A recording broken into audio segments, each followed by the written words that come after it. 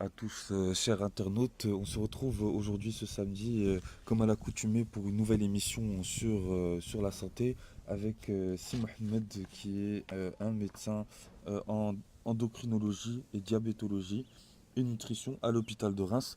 Donc aujourd'hui, c'est un cadre un peu spécial. On fait notre live dans un jardin. On change, on change, on change de cadre. Donc Si Mohamed, comment ça va aujourd'hui? Alors bonjour Abdellatif. Je suis très content d'être encore présent pour ce live. Effectivement, donc on est dans un très beau cadre, il fait beau, il y a de la verdure, on est dans un jardin et donc on va parler aujourd'hui d'un sujet qui est très très intéressant, donc qui est celui des troubles fonctionnels intestinaux. Voilà Ouais, je te laisse la parole donc, Abdellatif. les troubles fonctionnels intestinaux, c'est un sujet qui revient très souvent aujourd'hui. Donc, sur les forums, sur Internet, on trouve beaucoup de questions sur ça. Et très souvent, les réponses qu'on y trouve sont pas toujours de sources sûres. Donc, c'est pour ça qu'on a décidé de faire une émission aujourd'hui pour discuter des troubles intestinaux. Donc, donc déjà, est-ce que tu pourrais nous définir qu'est-ce qu'on entend par troubles fonctionnels intestinaux? Alors, donc les troubles fonctionnels intestinaux, donc on peut aussi appeler colopathie fonctionnelle ou syndrome du côlon irritable. Donc c'est un trouble qui est intestinal, c'est-à-dire que ça sera des affections intestinales et qui va se caractériser par plusieurs symptômes de type digestif. Alors donc ça sera des symptômes qui ne sont pas particulièrement spécifiques. Donc on peut avoir des troubles du transit, on peut avoir par exemple de la constipation, de la diarrhée, des douleurs abdominales, une sensation de ballonnement. Et donc la particularité de ces troubles, c'est qu'ils sont qualifiés comme fonctionnels. C'est-à-dire que, donc fonctionnel en opposition au terme organique, c'est-à-dire qu'il n'y a pas de lésion d'organes.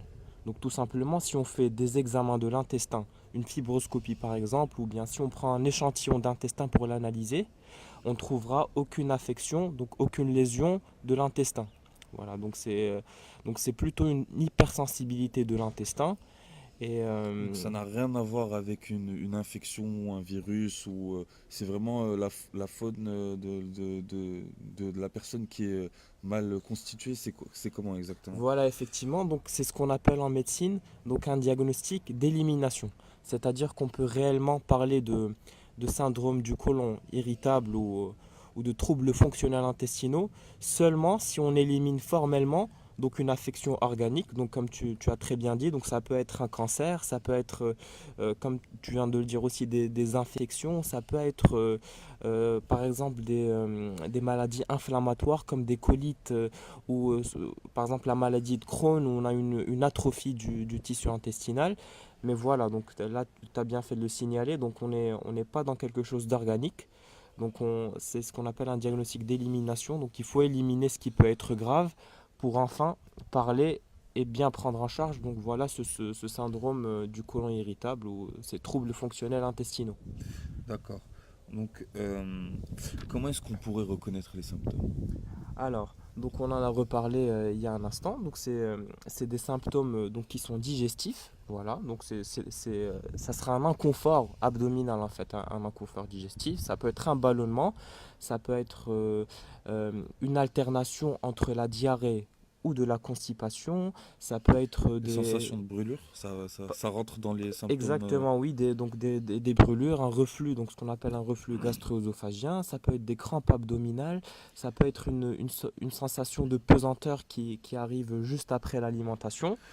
Mais du coup, en fait, est-ce qu'aujourd'hui, quelqu'un qui n'a pas vraiment de solide base dans le domaine de la santé, est-ce qu'il est capable de tout seul, de se rendre compte que il est en présence de symptômes liés aux troubles fonctionnels intestinaux? Est-ce que c'est possible de faire la différence tout seul entre les symptômes des maladies graves comme le cancer ou les infections et des simples troubles intestinaux? Alors oui, donc c'est une très bonne question. Donc effectivement, il y a des différences donc qui sont claires et marquées donc entre un syndrome fonctionnel intestinal qui est plutôt quelque chose de bénin et qui n'est pas dangereux et d'autres étiologies, d'autres causes. Donc là, par exemple, tu viens de parler de cancer ou infection qui sont par contre, elles, beaucoup plus graves et qui nécessitent une prise en charge importante. Donc là, effectivement, donc ça Donc c'est d'où l'intérêt de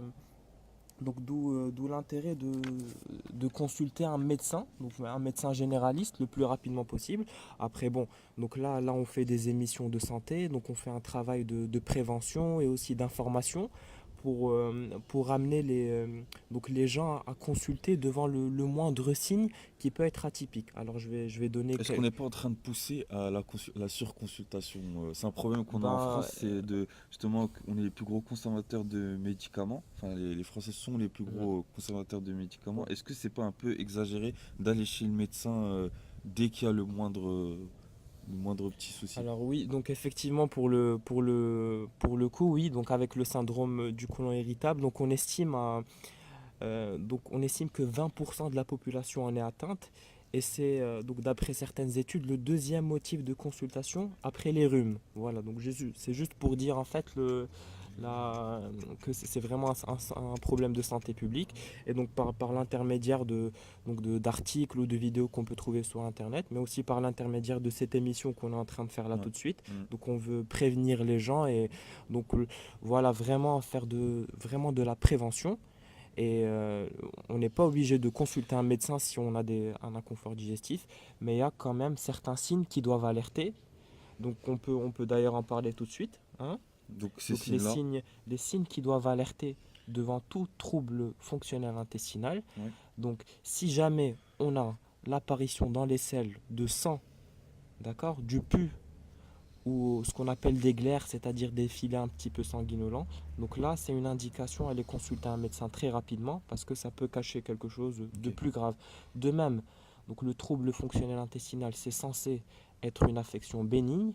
Donc si jamais c'est mal toléré, si jamais on perd beaucoup de poids, on est fatigué, il y a un amaigrissement important, Ouais. pareil, il faut aller consulter un médecin pour aller explorer ça via plusieurs examens. Donc ça peut être une prise de sang, ça peut être ce qu'on appelle une fibroscopie ou coloscopie, c'est-à-dire qu'on met une caméra donc au niveau du tube digestif pour bien vérifier que tout va bien.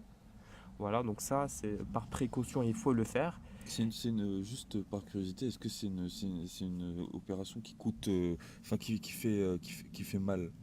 Parce Alors que oui, très souvent bon on a peur là, de ce genre de choses. bon Est-ce qu'il y a une douleur c'est vrai que qu'il y a beaucoup d'appréhension par rapport à des examens comme la fibroscopie parce que voilà, c'est pas naturel comme geste. On passe via voilà les voies naturelles et ça peut être c'est quoi la très différence entre irritable. une fibroscopie par le bas et par le haut? C'est quoi Alors l'utilité des bon, deux, la différence? il, on emploie deux termes différents. Donc, en général, quand on parle de fibroscopie, donc D'accord. ça, c'est plutôt donc on a des fibroscopies digestives, donc pour aller voir un petit peu le contenu de l'intestin ou de l'estomac. Par contre, quand on passe par les voies naturelles, par exemple, donc par le bas, comme tu dis, donc ça, c'est plutôt des coloscopies. Donc, colo, c'est pour colon. Ok. Voilà, donc c'est pour la petite Je anecdote. pense que les deux, de toutes les manières, sont assez. On craint ces deux pratiques. Comment je comprends au final, au niveau de la douleur, c'est pas, il n'y a pas de, il y a pas de forte douleur quand il y a de ce Non, genre de. c'est surtout désagréable, mais il y a plusieurs techniques. Donc, on utilise ce qu'on appelle donc des anesthésiants locaux, donc qu'on applique au niveau du pharynx pour faciliter un petit peu le Le passage de passage. cette sonde. Ok. Mais voilà, mais après, ce n'est pas quelque chose de systématique un syndrome du côlon irritable. C'est vraiment si on a des signes qui sont inquiétants, qui nous alertent, donc on vient de les répéter, donc du sang dans les selles, un amaigrissement important, ou encore chez les personnes âgées, hein, chez les personnes de plus de Donc ça, 50 c'est ans, les symptômes qui vont pousser les médecins à justement aller chercher voilà, vraiment dans le détail et savoir à qu'est-ce faire qu'il y a. des Ok. examens complémentaires, voilà. Mm. Donc, quelles sont déjà, moi, la question que j'aimerais te poser, c'est quelles sont les causes qui provoquent ces troubles fonctionnels intestinaux? Quelles sont vraiment les causes qu'on pourrait cibler pour éviter justement ces maladies, ces maladies? D'accord. Donc on vient de parler de diagnostic d'élimination. Donc les troubles, c'est-à-dire donc dans les troubles fonctionnels intestinaux, si on va faire des analyses, une prise de sang, ou bien si on fait une fibroscopie pour voir le contenu de l'intestin, ou bien par exemple si on prélève un petit bout d'intestin et qu'on l'analyse, ben tout sera normal. Voilà. Donc Comment ça, tout sera normal exactement? c'est-à-dire qu'il n'y a il n'y a pas de lésion d'organes, il n'y a aucune anomalie. D'accord. Voilà. Ok. Donc ça sera plutôt des facteurs environnementaux et nutritionnels qui vont être donc qui vont expliquer et qui vont voilà qui vont donner ce tableau de troubles fonctionnels intestinaux. Donc on est obligé bien sûr de parler du stress, hein. Le Donc stress, le ça stress, provoque, ça ah oui, aide, ça conduit. donc là c'est indéniable. Donc on sait qu'il y a plus de cellules nerveuses dans l'intestin que dans le cerveau. Donc il y a plusieurs grands scientifiques, il y a notamment le professeur Pierre Deschlotte, donc c'est le président de la Société française de nutrition et qui donc fait plusieurs études sur cet axe intestin-cerveau. Donc là on sait que l'état du cerveau va directement impacter l'intestin. Et ce qui est très logique, donc si on est en situation de stress, ben on a le sang, toute l'énergie du corps qui va se diriger vers des organes vitaux comme le cerveau, comme le cœur. Du coup, l'intestin sera moins bien irrigué, donc moins bien à même à faire ce travail de digestion. Pareil, on sait que le stress active ce qu'on appelle le système adrénergique, donc on aura une accélération du transit intestinal, ou bien chez d'autres sujets plutôt une constipation. Donc tout ça, c'est un environnement, c'est des éléments qui ne vont pas favoriser la digestion des aliments. Voilà, donc ça c'est le premier élément. Ok. Ensuite, le deuxième, ben, on en a parlé, c'est la nutrition, c'est l'alimentation. Si on a une alimentation qui n'est pas bonne, qui est surtout basée sur voilà, des aliments industriels, transformés, ben, ce n'est pas étonnant d'avoir... Justement, on a une mhm. question de Karim à ce propos. Quels sont les impacts du fast-food sur les intestins? Ça, c'est une Bon, question voilà, très donc répandue. C'est un là sujet qui est très répandu sur des fast-food. bon, Comment est-ce que ça influe sur les troubles fonctionnels intestinaux? Bon, de toute façon, là on n'a pas forcément besoin d'être médecin pour répondre à la question. Donc, on sait que le McDo, ça sera des sucres artificiels, ça sera des aliments transformés, donc qui vont Alors, il alimenter. n'a pas parlé de McDo, il a juste dit fast-food, mais bon, on laisse Bon, continuer sur le McDo. voilà, fast food, bon, on pense directement au McDo, à Burger King, mais après, ça va concerner tous les fast food et pas uniquement les fast food, donc les aliments ultra transformés qu'on va retrouver donc dans voilà, enfin, l'industrie alimentaire.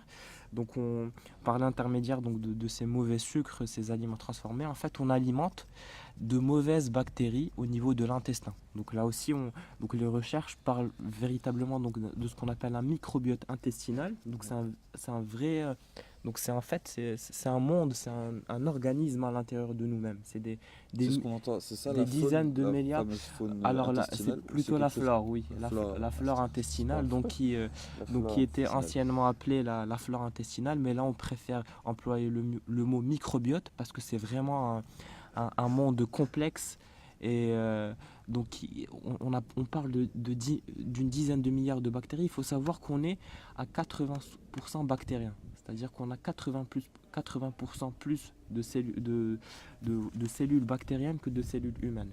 Donc si on mange entre guillemets n'importe quoi, on alimente des bactéries nocives et voilà, donc on a la prolifération de ces bactéries nocives dans l'intestin et on a un environnement qui va être source de perturbations locales, qui va se manifester par des troubles fonctionnels intestinaux. Donc pour récapituler, voilà, le stress et l'alimentation dans les troubles fonctionnels intestinaux. Et comment est-ce qu'on pourrait lutter contre ça justement, de manière durable? Voilà. Alors pour lutter contre ça de manière durable, donc malheureusement il faut savoir qu'en médecine on est très limité. Donc il faut savoir par exemple si on consulte un gastro-entérologue par exemple, donc c'est le spécialiste du tube digestif, ben il va pas donner grand chose, donc on est limité au traitement symptomatique. Ça rassure parce que ce que tu es en train Ben de me dire. ça rassure pas, oui. Donc effectivement ça fait donc tous les troubles chroniques de ce type. Donc il y a véritablement donc un, donc un problème, donc il y a un manque en médecine. Donc tout ce qu'un un médecin va prescrire, c'est des médicaments pour soulager un petit peu ces symptômes. Donc ça sera par exemple du spasfon pour diminuer un petit peu tous les spasmes, les inconforts digestifs. On peut avoir par exemple voilà, tous les antidiarrhéiques, tous les anticonstipants.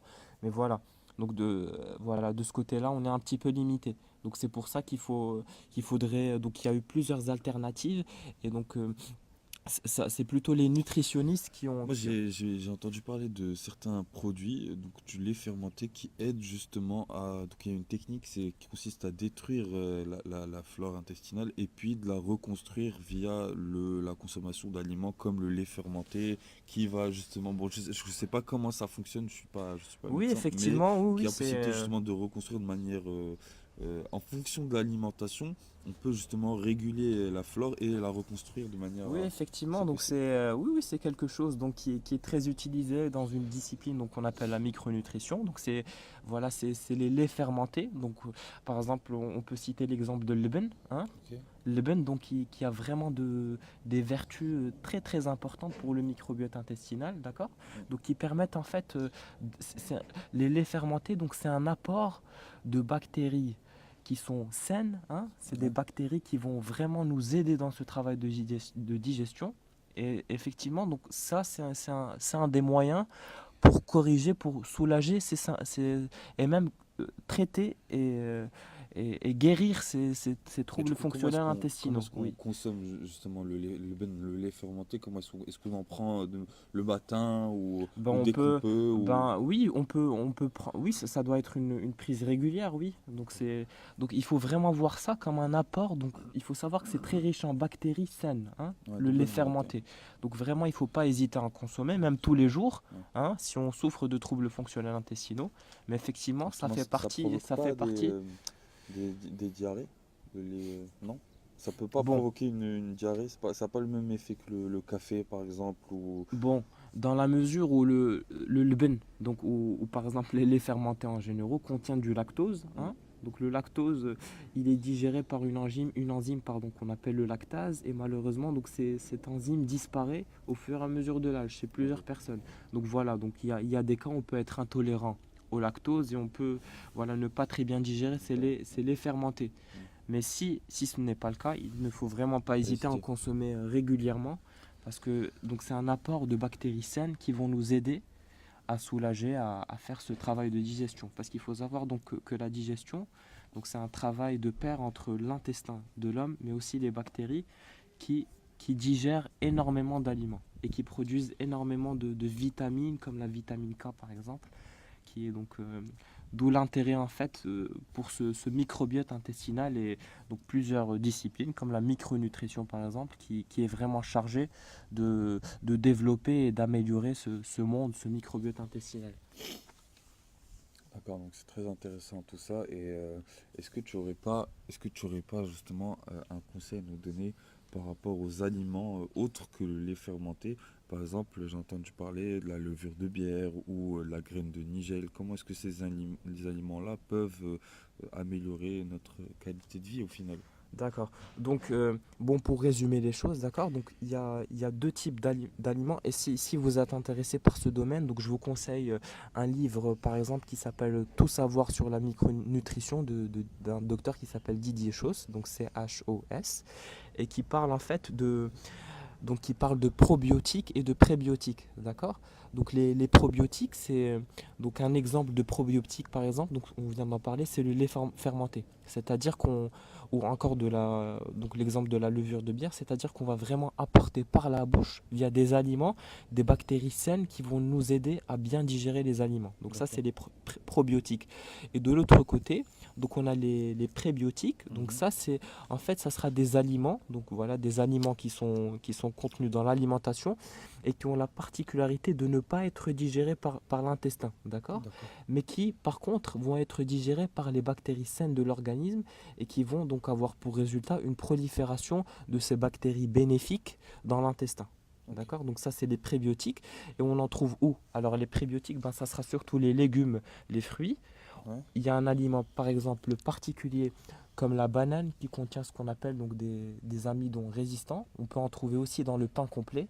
Donc c'est des aliments en fait qui ne sont pas directement assimilables par l'intestin et qui vont être consommés par des bactéries saines, d'accord, ce qu'on appelle des lactobacilles ou des bifidobactéries, donc qui vont vraiment proliférer et voilà, donc améliorer cet environnement, avoir une très bonne digestion et être en bonne santé. Voilà. Donc vraiment probiotique et prébiotique, voilà. Et donc on a beaucoup, merci pour toutes ces réponses. On a fait le tour du sujet.